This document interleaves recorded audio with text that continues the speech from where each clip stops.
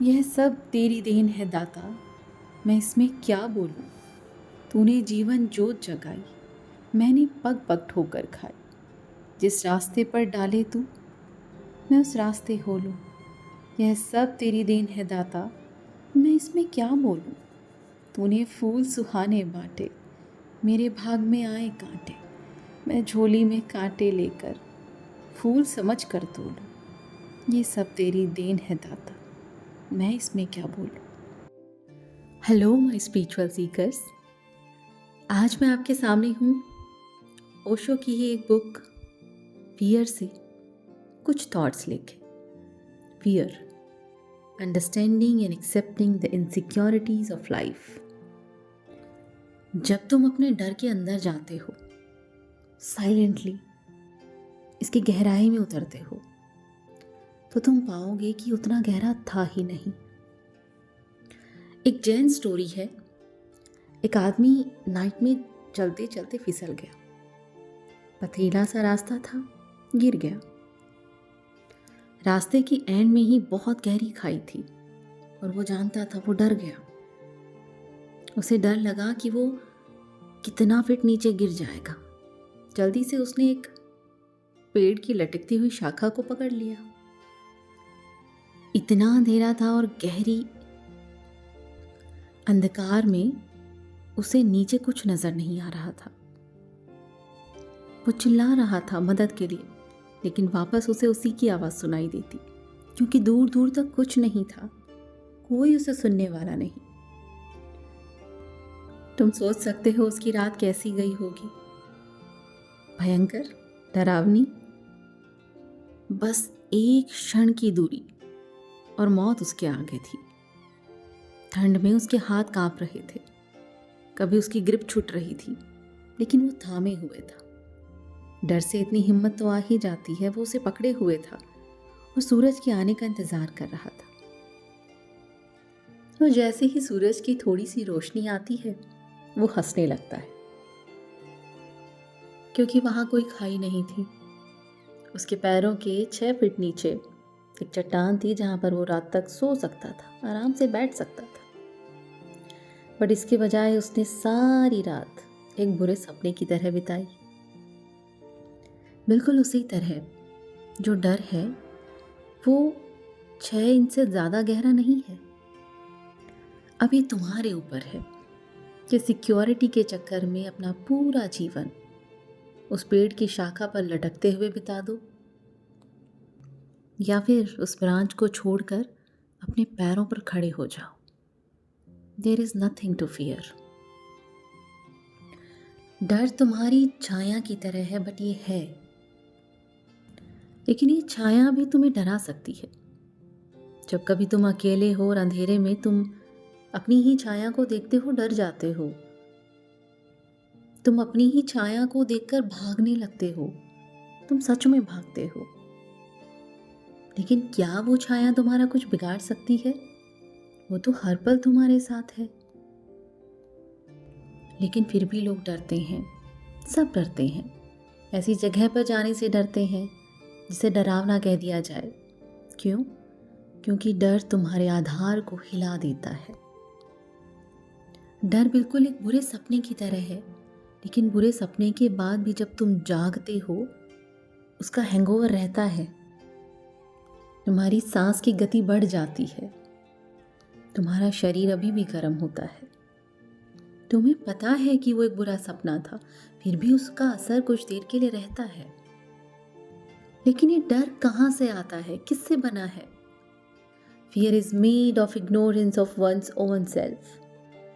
डर सिर्फ एक है और वो अलग अलग तरह से मैनिफेस्ट होता है, हजारों तरीके से, लेकिन डर सिर्फ एक है। पता है डर क्या है?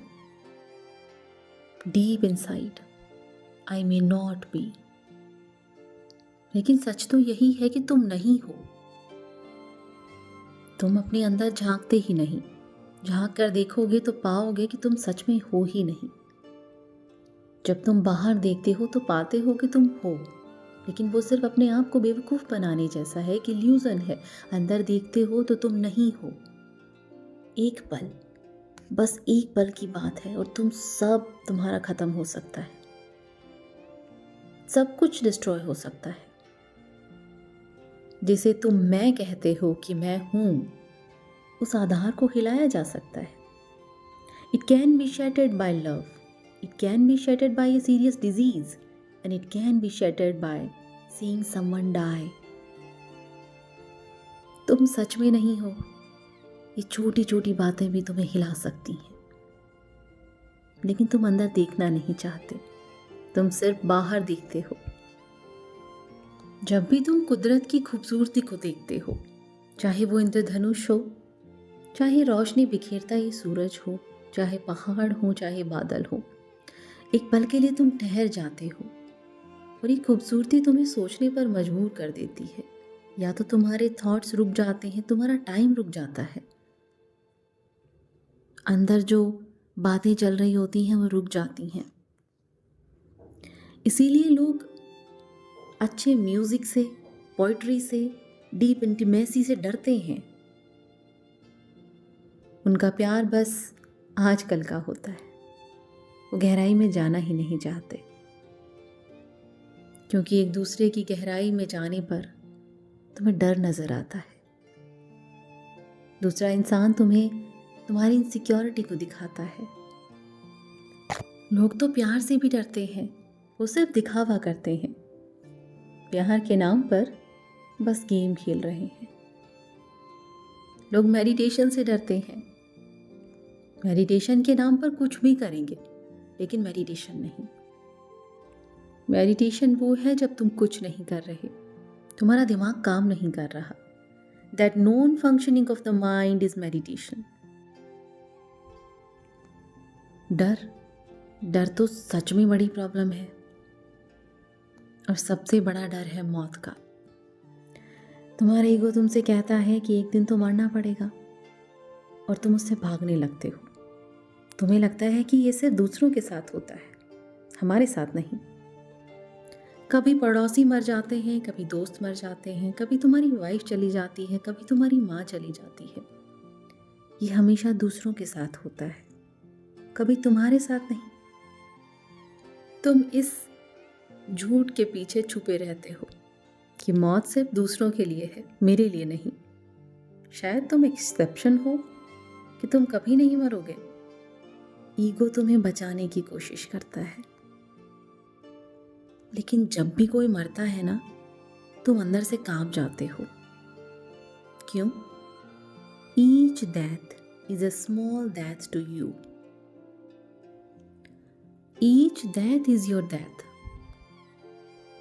अगर तुम एक पेड़ से गिरते हुए पत्तों को भी देखते हो ना, वो भी तुम्हारी मृत्यु है। लेकिन हम वो मानते नहीं, हम अपने आप को बचा के रखते हैं। जब कोई और मरता है तो हम आत्मा अमर है की बातें करते हैं। जब पेड़ से पत्ते गिरते हैं तो हम कहते हैं चिंता की कोई बात नहीं, जल्दी ही वसंत आएगा, फिर से नई पत्तियां आएंगी। ये तो चेंज है, परिवर्तन प्रकृति का नियम है। लेकिन वही परिवर्तन जब खुद के अंदर हो तो हम एक्सेप्ट करने के लिए तैयार नहीं हैं। लोग आत्मा के अमर होने की बात करते हैं, इसलिए नहीं कि वो जानते हैं आत्मा के बारे में, इसलिए क्योंकि वो डरते हैं। जो बेसिक डर है वो है मृत्यु का डर, बाकी सब डर उसके पीछे हैं, उसी से बनते हैं। डर में अपने आप में कोई शक्ति नहीं, इसे शक्ति हम देते हैं। हमारा भरोसा, हमारा विश्वास ही इसे शक्ति देता है। जब तुम किसी इंसान से प्यार करते हो ना, उसी पार्सल में साथ में आता है फियर कि इंसान मुझे छोड़ ना दे। किसी और को छोड़कर ही तो तुम्हारे पास आए हैं। शायद तुम्हारे साथ भी यही हो। ये डर है, और इस डर से तुम अपने पेट में कुछ महसूस करते हो। तुम जुड़े हुए हो गहराई से। एक छोटी सी तो सच्चाई है जो तुम स्वीकार नहीं करना चाहते, कि तुम अकेले आए थे इस दुनिया में। तुम शायद कल भी अकेले रहोगे बिना इस इंसान के। इस इंसान के आने से पहले भी तुम अच्छा कर रहे थे, जी रहे थे। तब ये डर तुम्हें तुम्हारे पेट में महसूस नहीं हो रहा था। अगर कल कोई इंसान चला भी जाता है तो भी क्या, तुम पहले से जानते हो कि बिना इस इंसान के कैसे जीना है, और तुम जी लोगे।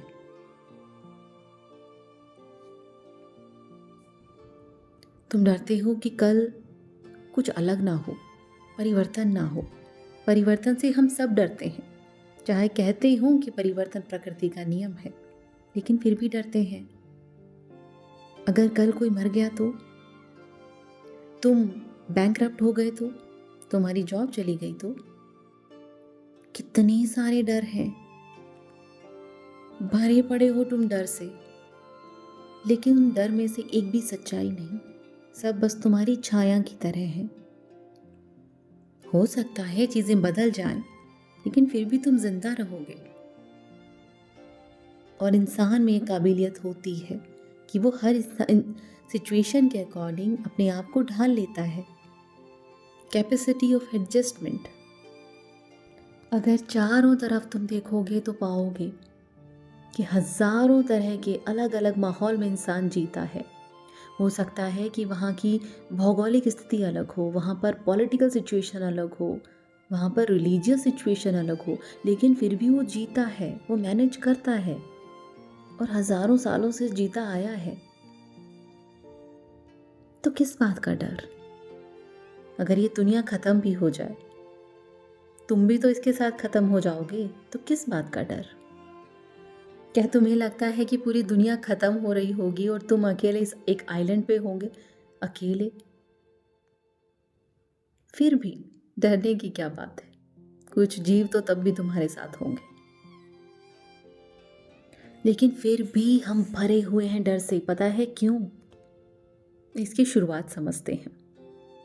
हर एक इंसान ने अपने बचाव के लिए कुछ ना कुछ पहना है, कुछ ना कुछ बहाने लिए हुए हैं। जब छोटा सा बच्चा इस दुनिया में आता है, बहुत हेल्पलेस महसूस करता है। 9 महीने वो एक ऐसी जगह पर है जहाँ वो पूरी तरह से सिक्योर है, सेफ है, जहाँ कोई नहीं, कोई प्रॉब्लम नहीं, कोई रिस्पॉन्सिबिलिटी नहीं, कल की कोई चिंता नहीं।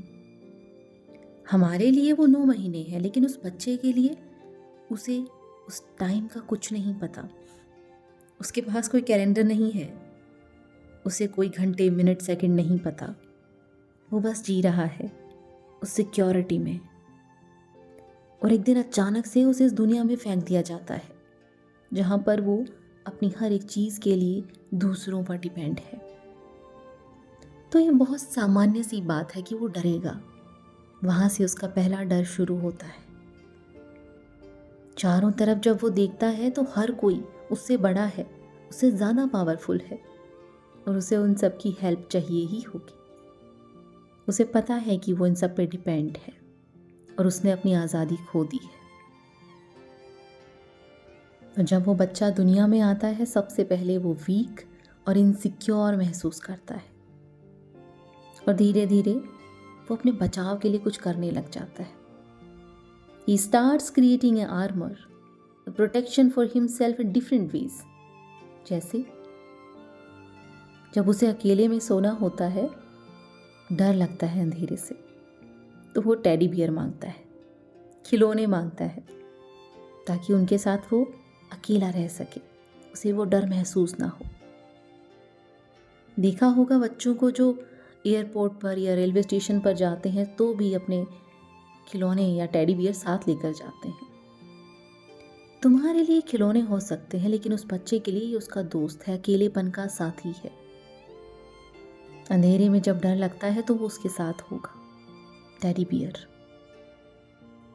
हम सब भी साइकोलॉजिकली, हम सब भी एक टेडी बियर अपने पास रखते हैं, बड़े होने के बाद भी।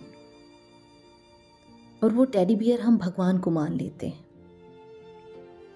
जब भी डर लगता है भगवान का नाम लेते हैं। पता है क्यों? क्योंकि हमें प्रोटेक्शन चाहिए, हम डरे हुए हैं। जहाँ डर है वहाँ भगवान है, हम यही मानते हैं। प्रेयर क्या है? उसी डर से तो निकला है। जब हम याद दिलाते हैं भगवान को कि तुम हमारे साथ रहना, हम डरे हुए हैं। बात धर्म की नहीं है। धर्म को, ईश्वर को हमने इसलिए अपनाया हुआ है क्योंकि हम डरे हैं, हमें मदद चाहिए।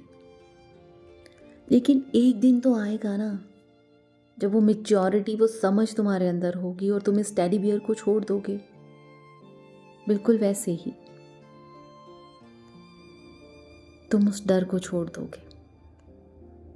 हर पल जब तुम डरे हुए हो तो तुम अपनी जिंदगी कैसे जी सकते हो? और जैसे ही वो डर निकलता है, तुम चैन की सांस लेते हो, अपनी जिंदगी को प्यार से जीते हो, एक मैच्योर वे में। इसलिए आज से ही अपने बिलीफ चेक करो, देखो कि क्या क्या डर है जो तुम्हारे अंदर है, और जो भी डर हैं उन्हें छोड़ दो, उसी टाइम छोड़ दो, बिना सोचे। अगर एक अच्छी जिंदगी चाहते हो, कोई और इसे दूर नहीं कर सकता, कोई और इसे ठीक नहीं कर सकता, ये तुम ही कर सकते हो। Your psychological armour can not be taken away from anyone. तुम्हें लड़ना होगा उसके लिए। जब तुम किसी से प्यार करते हो तो डर साथ में आता है, और वो डर उस रिश्ते को खराब कर देता है। जो भी लाइफ में तुम करते हो, हमेशा याद रखना, डर से तुम्हारी ग्रोथ नहीं हो सकती। तुम सिर्फ एक दिन मर जाओगे ऐसे ही। जो इंसान डरता नहीं है, उसे जीवन जो देता है वो उसे गिफ्ट की तरह स्वीकार करता है। There is no barrier. छोड़ दो इस डर को। ये डर तुम्हारे अंदर तभी आया था जब तुम पहली बार इस दुनिया में आए थे। Now consciously drop it and be mature. Then life can be a light that goes on deepening as you go on growing.